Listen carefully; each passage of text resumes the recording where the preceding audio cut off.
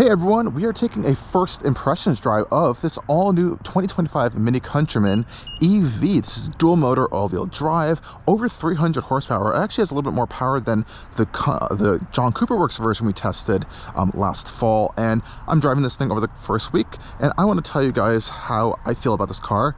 On my first driving impressions, this is before our review, and we're gonna just see how this thing is to test around, how the range is a little bit, what this whole experience is like in the all-new first ever Electric Countryman, especially here in the United States. Starting up the Countryman, you actually do have a power switch still.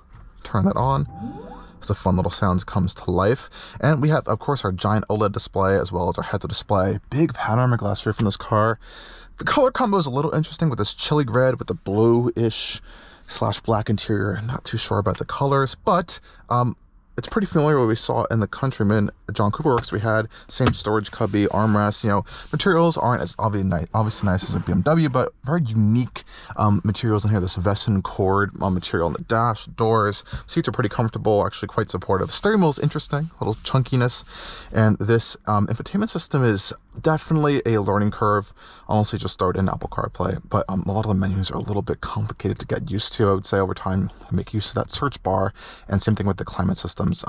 You definitely can get used to it over time, but it's not my favorite system. I thought I liked it at first, but now getting to use it a little bit more, it's a little bit clunky. So hopefully they can kind of work on some of the things in here. Otherwise, let's go take this thing on a drive. We can pop it into drive here, and let's head off.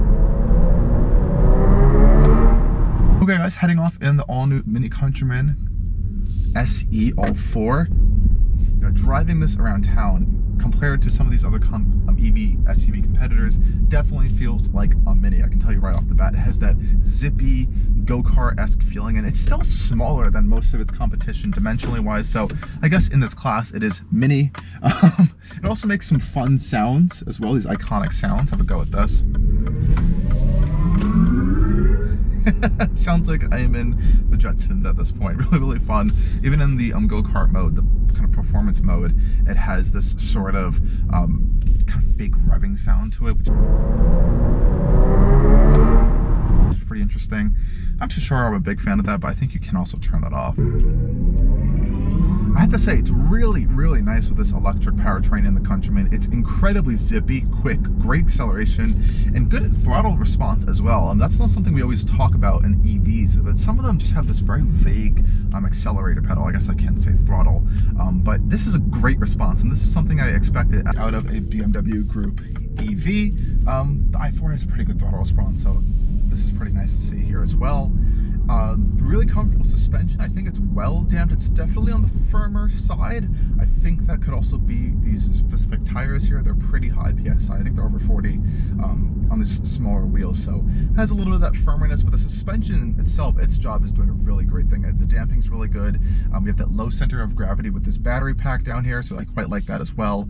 So all of that's really aiding into a pretty generally nice driving experience in this all-new MINI Countryman EV. And the great thing is that it's actually pretty quiet in here.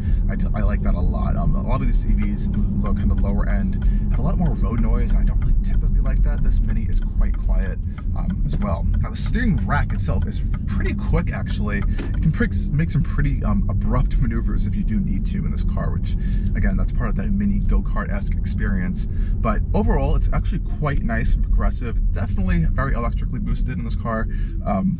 Actually quite like it though. I wasn't expecting to like it as much. It drives a little bit better actually than the Countryman John Cooper Works we were just in. That definitely felt very front wheel biased. Obviously transverse front wheel drive platform this vehicle is, but with the electric architecture underneath it now, with the battery packs and two electric motors, it definitely feels a little bit more balanced than a typical Mini would, and I wasn't expecting to like it this much.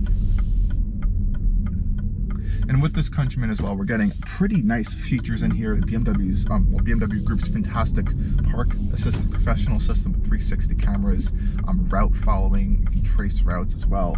Lots of fun stuff there. We also have really great driver safety system. So this one does have fully a kind of adaptive cruise system with lane change assist, hands-free driving, and a traffic assist mode as well. So it does pretty good on those fronts.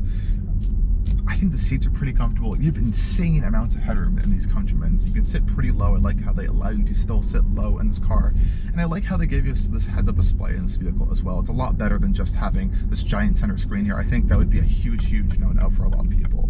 So having this heads-up display with our speed right in front of us gives you that, you know, kind of sense of comfort of having a full digital cluster in front of you, but, you know, kind of making it more minimalistic and unique in that mini standpoint. Spacing here is really good. Just overall, I think usability of this interior is okay. I would like to see a little more center console storage that like is under here. I'm not sure why they couldn't make this storage. You have this little unique little box here. Nice big cup holders. I love the wireless charger. I think that's one of the best parts of this vehicle. Does a really great job at keeping your phone charged quickly while keeping it cool. It has a nice vent in there. Let's pop it into our go-kart mode, head it out onto the highway here, and see the fun sounds it can make, which is kind of cool. Listen to this fake revving sound it has here. I guess it doesn't really do it when you're on power, but let's say if you're at lower speeds, it kind of, if you lift off, it has like this kind of bouncing off the red limiter sound, which I think is quite funny. Lots of power, like I mentioned, on this all-new Countryman SE. Really, really great. And I love the adaptive regen control you can get on this vehicle, actually. So I'm going to pop it into green mode, which is our most efficient mode. Our range is going to recalculate up for us in the top right corner there to give us a little bit more of an efficient estimate. We also have a max range mode, which will kind of limit you to 50 miles an hour. Though you can bypass that by pressing the dead pedal on the kick down-ish switch there. Out here on the highway, again, really comfortable. You can see it likes to be a little more efficient in this mode, that you can get rid of this by just going back to your speedometer. Really, really nice out here on the highway. You can see how quiet it is. And also out here on the highway, we can put to test our driving system, professional system here. So I'm going to go to the screen to do so we can see a nice visual of what's happening. Really cool visuals on this Mini, and all I have to do is press this little left button here, driving assistant activated here, and it's now watching my eyes via this little infrared sensor over here, and I'm getting really great visual graphics up here on our heads-up display and this screen over here, which is showing the car even going by us, which is really cool. Really great animated graphics there. And since this is the more professional system, it has another fun feature where you're able to change lanes. So all I have to do is press this little switch here, and you can see now it's changing lanes for me. It likes to know that my hands are on the steering wheel, but I really like how quick it does this. This is one of the best things about BMW's based system here, is it's a quick lane change. It's very confident in its actions. I experienced this in the X5 with a similar system. Other systems just take a long time to move over, check for space. It's already kind of seeing you, showing you what's going on around it. It'll alert you, obviously, if there's something in your blind spot, and won't make that lane change. But it's a pretty cool feature, and I like that it works in this car quickly. But yeah, these are really great impressions for the first time in this all-new MINI Countryman SE. Around $50,000 as tested here. Pretty much in the range that we're seeing with these things, the Lexus RZ, GV60 from Genesis, as well as the Volvo XC40 or EX40. Now I guess I changed the name from XC40 Recharge to that. So I think this is a pretty good competitor. I know a lot of first owners are really enjoying them. I think this is a great upgrade from the Cooper SE, the two-door one from before, which even had less range actually. And I think this is a great upgrade even for some older i3 buyers from BMW. I think if you want to hop into this, this would be a really, really sweet new ride for you.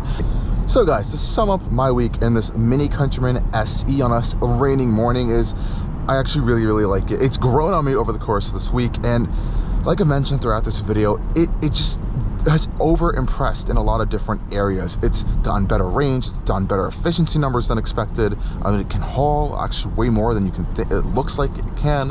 I think it's really incredibly comfortable. It's quiet out on the highway. You know, it's a BMW Group product at the end of the day. It has that solidity, quality, and out here on the highway, it has that incredible German car thing, even though, you know, this is a mini British BMW Group underneath, where you can go at highway speeds and not realize how quick you're going, because it's such a smooth, confident, and stable ride in this car. And I keep reiterating this so much throughout this video, that this car just drives totally differently from the John Cooper Countryman, which would make sense since it's an EV that was a gas car. But the balance of the vehicle, the power dynamics, and specifically how they retuned the suspension on this particular Countryman has really been a huge treat. It's comfortable, incredibly composed, and has this really nice glide and smoothness to it in pretty much all scenarios that I've experienced this week. So I really was pleased with a lot of that. My only real gripes with this car, you know, it's a little bit expensive at this particular price point, around 50 grand, but you know, I always say look at all the competitors. It's right in the ballpark of the same price range area, if not honestly a little bit cheaper than some other ones. Though again, keep in mind that range figure, it's a little bit lower, but still you probably will end up getting better range than you expect in this car. And my other just main gripe is the screen.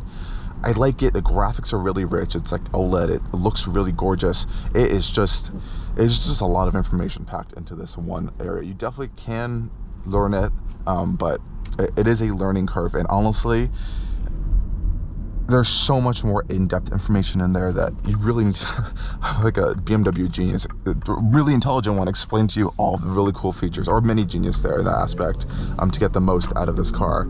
As anyways, guys, thank you guys for watching, and as always, stay tuned for more coming on Allcarnews. Cheers.